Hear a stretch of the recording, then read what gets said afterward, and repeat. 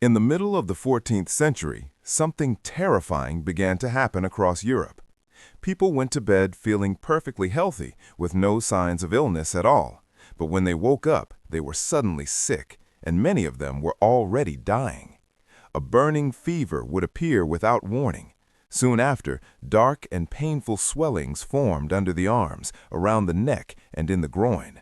These lumps grew larger by the hour. For many, death followed quickly. Sometimes it took a few days, sometimes only a few hours.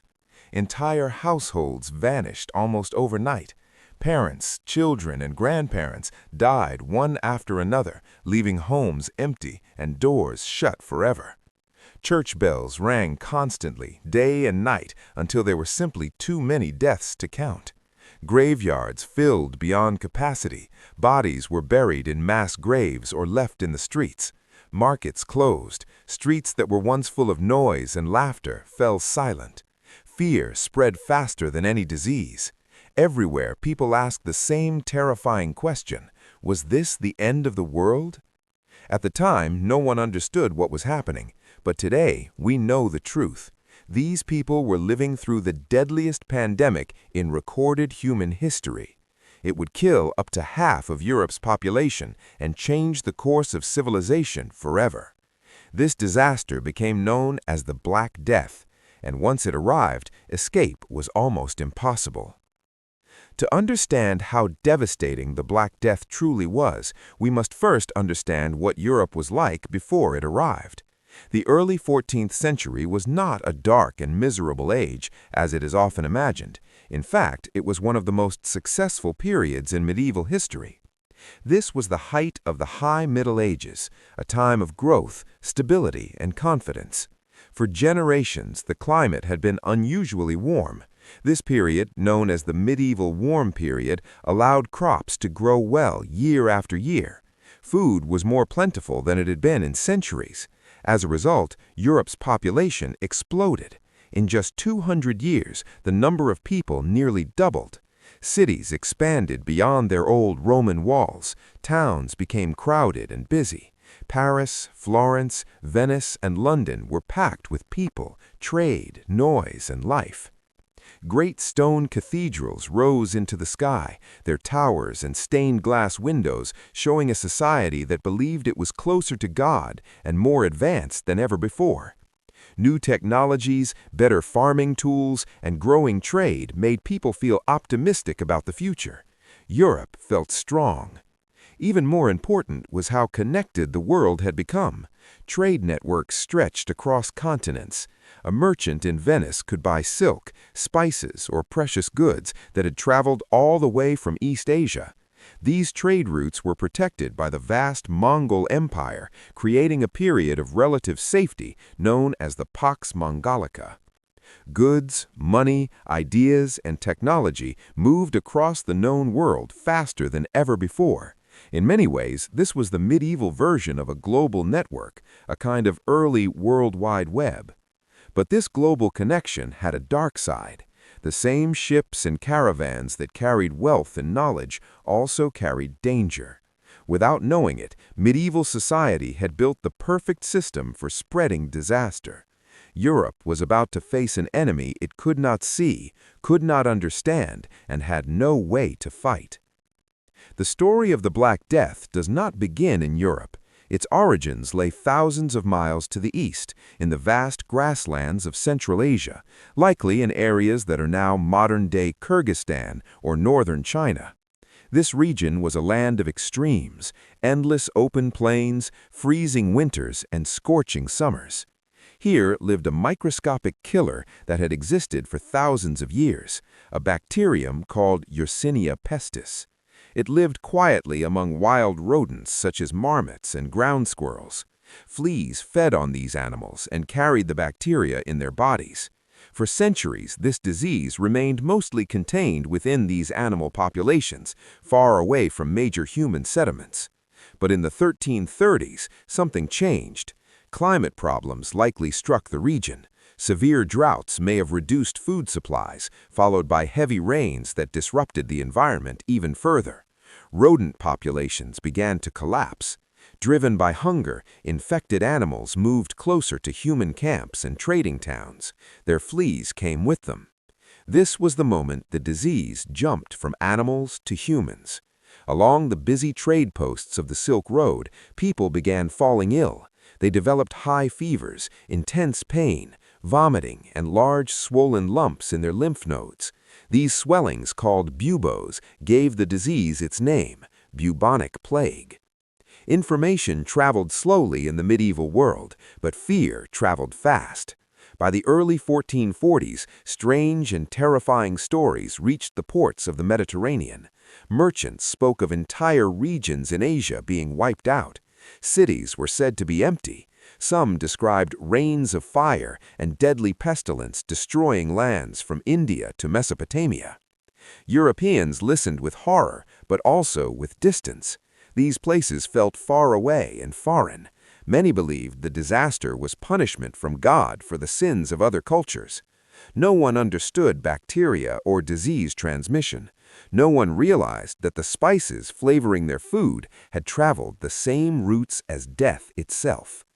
The turning point of this story would come at a place where East and West met, the Crimean Peninsula. Jutting out into the northern waters of the Black Sea stood the city of Kaffa. This was no ordinary town. Kaffa was a powerful, heavily fortified colony controlled by the Republic of Genoa. Its stone walls were thick and tall, designed to resist any attack. The city was extremely wealthy because it sat at one of the most important crossroads in the medieval world. Goods arriving by land from Asia were transferred here onto ships that sailed across the Mediterranean to Europe. Inside Kaffa lived a diverse population. Italian merchants managed trade and shipping. Armenian traders handled goods from the east. People from many cultures lived side by side, protected by well-trained Genoese soldiers armed with deadly crossbows. Kaffa was a symbol of medieval success, rich, connected, and confident. In the year 1346, that confidence was put to the test. The city came under siege by the army of the Golden Horde, a powerful successor state of the Mongol Empire. The army was led by Khan Janibeg, a determined and ruthless commander. His forces surrounded Kaffa, cutting it off from the land. But the Genoese were experts at defense. They could still resupply the city by sea, and their walls held strong. The siege dragged on for months. Neither side could win. It was a brutal stalemate.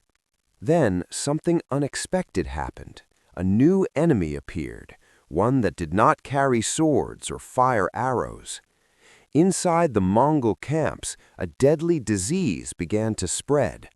The soldiers lived packed closely together, with poor sanitation and little clean water. These conditions were perfect for the plague bacterium that had traveled with them from Central Asia. Men began falling sick in large numbers. First, hundreds died, then thousands. Their bodies darkened before death, blackened by gangrene. The Mongol army was collapsing, not because of the Genoese defenses, but because of biology. Janibeg watched his powerful force dissolve before his eyes. Facing defeat and desperation, the Khan made a horrifying decision. He turned the dead into weapons. He ordered the corpses of his plague-infected soldiers to be loaded into trebuchets, massive siege engines designed to hurl objects over city walls. For days, death fell from the sky. The defenders of Kaffa watched in terror as human bodies smashed into rooftops, streets, and marketplaces. The psychological shock was enormous, but the true damage was invisible. Fleas abandoned the cold bodies and searched for warm, living hosts. Fluids from the corpses seeped into the city. The plague had entered Kaffa. The mighty fortress had been breached, not by force, but by disease. Inside the city, panic spread rapidly. People began falling ill. The wealthy Genoese merchants understood what this meant. Kaffa was lost. They turned to their greatest advantage, the sea. 12 Genoese galleys were prepared in haste. They were packed with refugees, valuable cargo, and unseen passengers in the form of rats and fleas. Under cover of chaos, the ships slipped out of the harbor and sailed west, leaving behind a dying city and a dying Mongol army. The ships passed through the Bosphorus and sailed by Constantinople. Soon after, that great city would also be devastated. Then the galleys entered the Mediterranean Sea, the beating heart of Europe's economy. This sea connected hundreds of ports. Trade moved fast, ships stopped often, and with every stop, the plague traveled with them. The first major European city to be struck was Messina in Sicily. When the Genoese ships arrived, dock workers rowed out to greet them. What they found was beyond horror. Most of the sailors were already dead, their bodies rotting in the open air. The few survivors were barely alive, confused, screaming in pain, covered in black, swollen boils that leaked blood and pus. The authorities of Messina realized too late what had arrived. They ordered the ships to leave immediately, but it didn't matter. The real carriers of the disease, the black rats and the fleas living on them, had already escaped. They ran along the ropes tying the ships to the docks and disappeared into the city. Messina became Europe's first test against the plague, and it failed completely. The disease spread with terrifying speed. The crowded homes, narrow streets, and shared water sources of the port city acted like fuel on a fire. Within weeks, society collapsed. Families fled into the countryside, believing they could escape. Instead, they carried the disease with them, spreading it across the island. As news of the great pestilence spread, other ports tried to protect themselves. Some closed their harbors to ships from the east, but these efforts rarely worked. Greed often defeated caution. Ships carrying valuable spices and silk were sometimes allowed to dock after paying bribes. Medieval quarantine was weak and inconsistent. By early 1348, the great maritime powers were falling apart. Genoa itself was devastated. Venice faced extinction. The Venetians, practical and disciplined merchants, eventually created a new idea: quarantine. Ships were sent to isolated islands called lazarettos, where crews had to wait 40 days, 40 giorni, before entering the city. It was a revolutionary public health measure, but for the first wave of the plague, it came too late. Venice's canals filled with silence. Gondolas became floating coffins, stacked high with bodies. From Italy, the disease spread outward. It reached Marseille in France and crossed the Adriatic to Dubrovnik. Europe's coastline was now infected. From there, the plague moved inland, following rivers, roads, and trade routes. It entered the dense core of medieval Europe. Cities like Paris, Florence, London, and Barcelona were crowded, walled environments. Streets were narrow and dark. Wooden houses leaned over alleys, blocking sunlight. Open sewers ran down the middle of roads. These cities were rich and alive, but hygienically, they were disasters waiting to happen. When the plague arrived, it did not just kill people. It destroyed the city's ability to function. Workers died. Food delivery stopped. Law collapsed. The city itself became sick. People faced this horror without any understanding of germs or bacteria. Even the most educated doctors were helpless. Scholars at the University of Paris believed disease came from poisoned air, known as miasma. Some blamed a rare alignment of planets in 1345, believing it had released deadly vapors from the earth. Doctors advised people not to bathe, thinking water opened the pores to bad air. They burned herbs like rosemary and juniper to fight the smell of death. They bled patients already close to dying. They cut open the buboes, unknowingly spreading the infection faster. Every attempt to cure the disease only made it worse. To the people of the 14th century, it truly seemed as if the world itself was ending. When people finally realized that all their knowledge was useless, it caused a deep psychological collapse.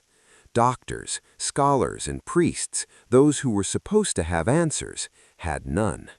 Everything medieval society believed in suddenly failed.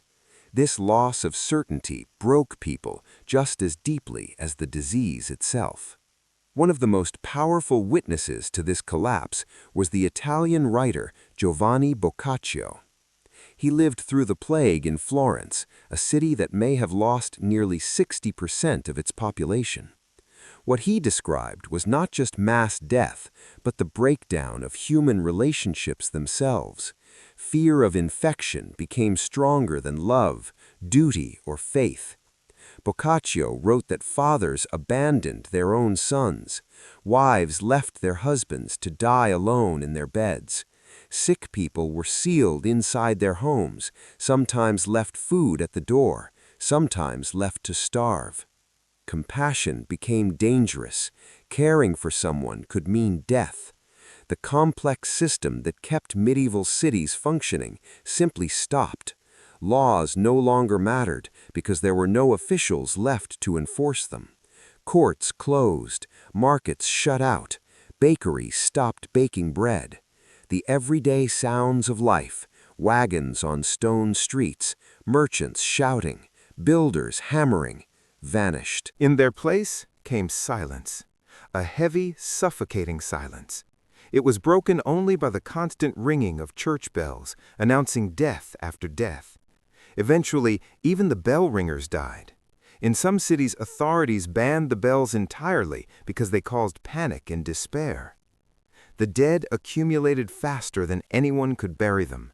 Church graveyards filled up completely. With nowhere left to put the bodies, people dug massive plague pits, long trenches where corpses were thrown in without ceremony. Bodies were stacked in layers like firewood and covered with only a thin layer of soil. Individual funerals became impossible. Death had become industrial. In the medieval mind, there was no separation between the physical world and the spiritual world. Everything had meaning.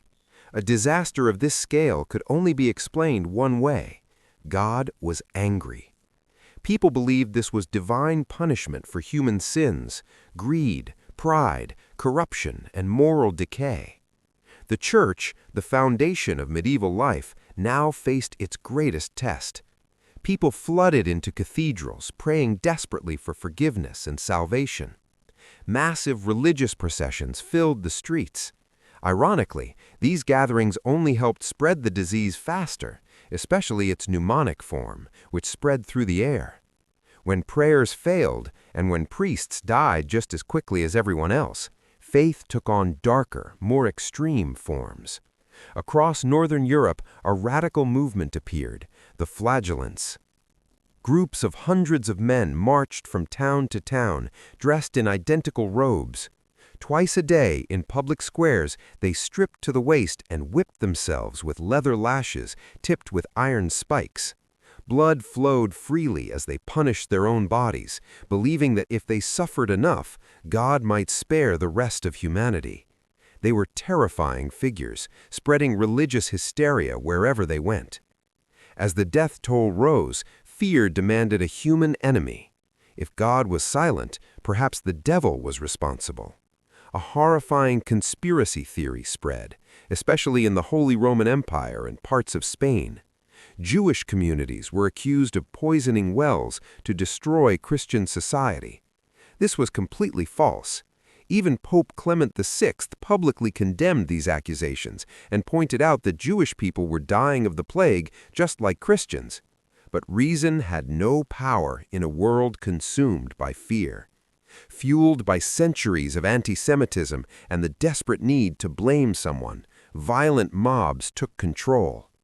Brutal pogroms erupted. Entire Jewish communities in cities like Strasbourg, Mainz, and Cologne were rounded up and burned alive, sometimes in their homes, sometimes in public squares. The Black Death unleashed not only disease, but the darkest parts of human nature. The plague was not limited to cities.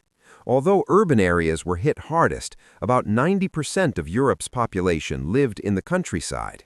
The disease reached them, too, carried by refugees fleeing the cities and traveling traders. In rural areas, the destruction was slower, but often more permanent. Thousands of small villages disappeared completely, their names lost forever. The manorial system, built on peasant labor working the land of nobles, collapsed. There were simply not enough people left. Chroniclers described haunting scenes. Crops stood ready for harvest, but rotted in the fields because no one was alive to gather them. Herds of sheep and cattle wandered freely, eventually dying or turning wild. Wolves, no longer afraid of humans, moved closer to settlements. Nature began reclaiming the land. The carefully managed medieval landscape dissolved back into wilderness. By 1350, the plague had reached the far edges of Europe. Scotland, Scandinavia, and even the isolated Norse settlements of Greenland, which would never recover. From the warm Mediterranean to the frozen north, the continent had been burned through by death. By 1351, the first catastrophic wave finally began to fade. The plague did not disappear, it simply ran out of people to infect. As the fog of death lifted, survivors looked around and saw a world forever changed. The true number of dead will never be known. Historians estimate that between 75 and 200 million people died across Europe, Asia, and North Africa. In Europe alone, perhaps half the population vanished in less than 5 years. Those who survived stepped into a world that looked familiar, but felt completely different. At first, there was chaos. Prices soared, economies collapsed. But then, something unexpected happened. There were not enough workers. For the first time in centuries, peasants had power. Landowners desperately needed labor and were forced to offer higher wages and better conditions. The rigid system of serfdom began to crack, and in many places it broke entirely. From unimaginable suffering emerged what historians call the golden age of the laborer. The emotional scars never healed. Art became obsessed with death. Images of the danse macabre, the dance of death, appeared everywhere, showing skeletons leading kings, popes, and peasants alike to the grave. Death, the art reminded everyone, made no exceptions. The Black Death was the greatest trauma Western civilization ever experienced. It shattered the optimism of the High Middle Ages and exposed how fragile human systems really are. The world that rebuilt itself afterward was more cautious, more skeptical, and more willing to question old authorities. In the end, this path of death cleared the ground for the slow, painful birth of the modern world. For centuries, the Black Death felt like a distant medieval nightmare. But empty streets, locked homes, fear of the air itself. Does that really sound like ancient history? Or does it feel uncomfortably familiar? The plague was a test of civilization, and history has a way of repeating its tests. Anyways, I'm Tanvir, watching the past so we can understand the present, and together we keep history reborn. I'll see you in the next era.